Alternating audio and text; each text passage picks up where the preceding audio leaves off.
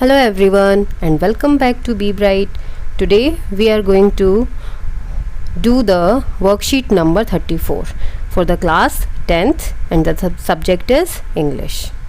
It will come to you on 22nd September 2020. So let's start.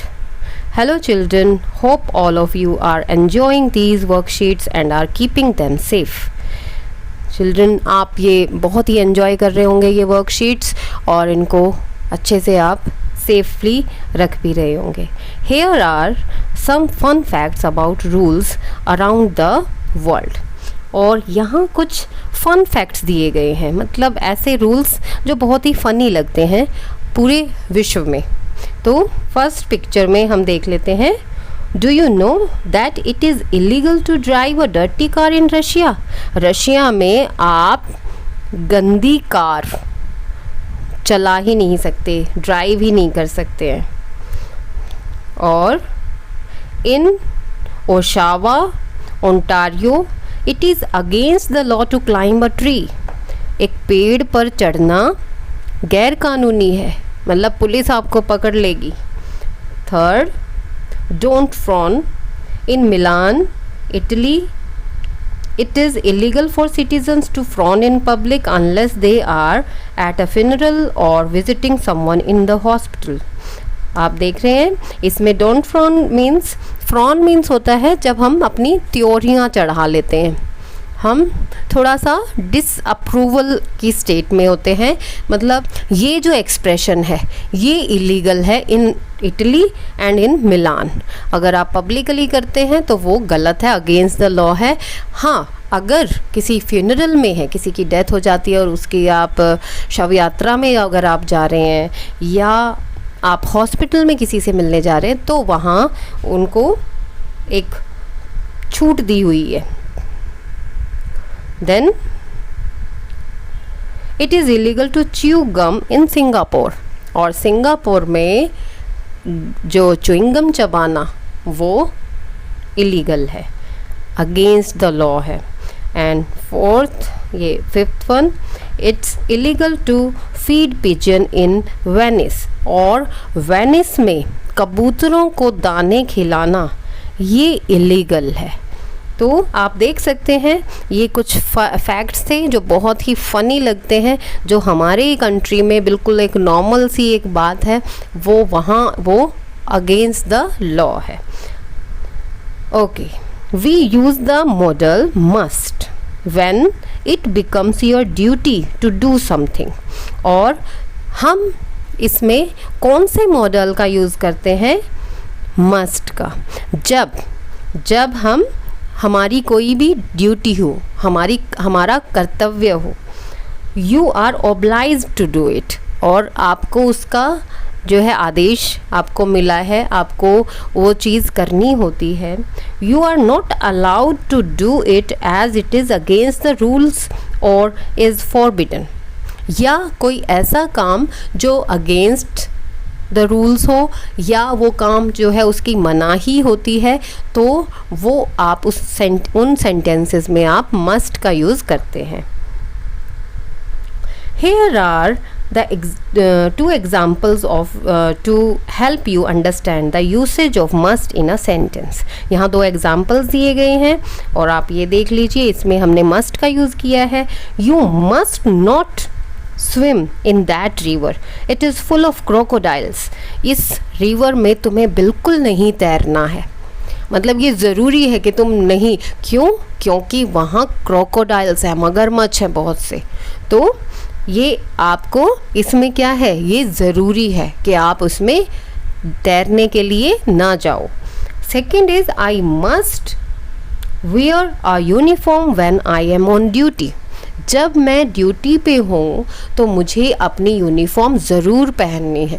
जैसे आप hospitals या police या doctors आप देखते हैं कि उनकी एक प्रॉपर यूनिफॉर्म होती है और वो जो हैं वो वहाँ हमेशा पहन के रखते हैं, ये उनके लिए कंपलसरी है. तो यहाँ हमने क्या यूज़ किया? मस्ट यूज़ किया.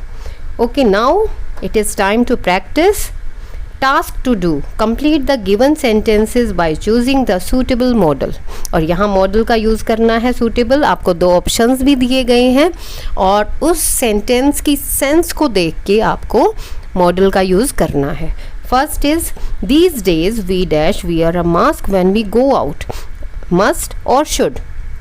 यहाँ देख रहे हैं आजकल हमें मास्क जो है वो ज़रूर पहनने होते हैं जब भी हम बाहर जाते हैं, तो ज़रूर पहनने होते हैं। ये कंपलसरी है क्योंकि इस पे तो फाइन भी लगने लगा है अब, तो ये क्या है, मस्ट। तो हम यूज़ करेंगे must. We must wear a mask when we go out.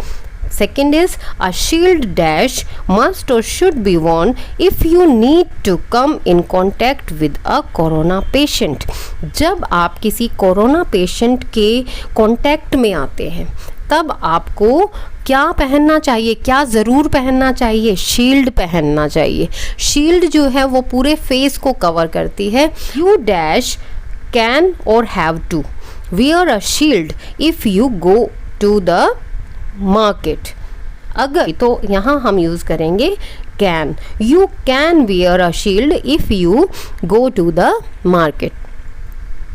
Fourth one देखिए, as much as possible we dash must और कैन स्टे एट होम। और जितना हो सके, जितना भी संभव हो सके, we must stay at home. आजकल हमेशा ये गाइडलाइंस आपको दी जाती है कि जब बहुत ज़रूरी हो तो ही बाहर निकले, तो इसीलिए हमें ये रूल हमें ज़रूर फॉलो करना है। तो must, we must stay at home. A sanitizer dash must और should be used after you touch any object used by others. दूसरों ने जो कोई चीज़ यूज़ की है, अगर हम उसे हाथ लगाते हैं, छूते हैं, टच करते हैं, तो हमें उसके बाद सैनिटाइज़र ज़रूर यूज़ करना चाहिए। तो must, we must, a sanitiser must be used after we touch any object used by others.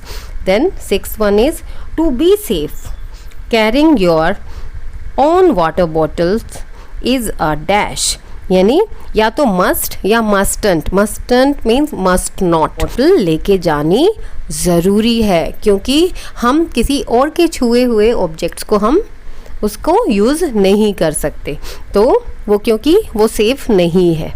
Then next is 7th, people living in containment areas dash must or should minimize public contact.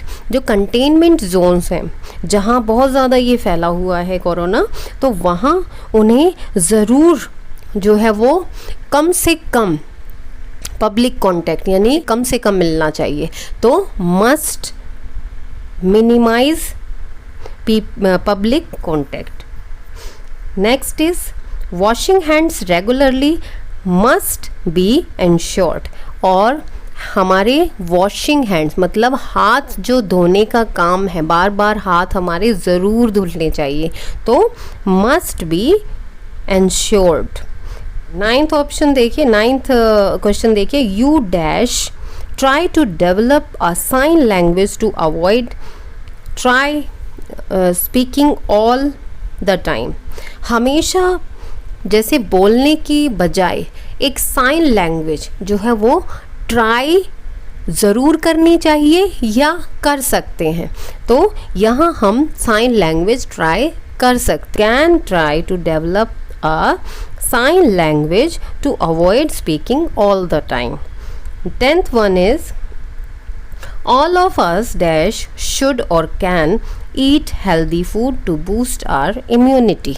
और हमें अपनी immunity को boost करने के लिए, improve करने के लिए हमें क्या करना चाहिए, अच्छा हेल्दी फूड खाना चाहिए।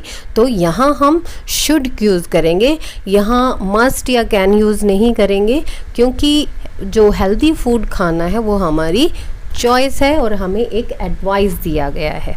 So that's all for now. Thanks for watching this video.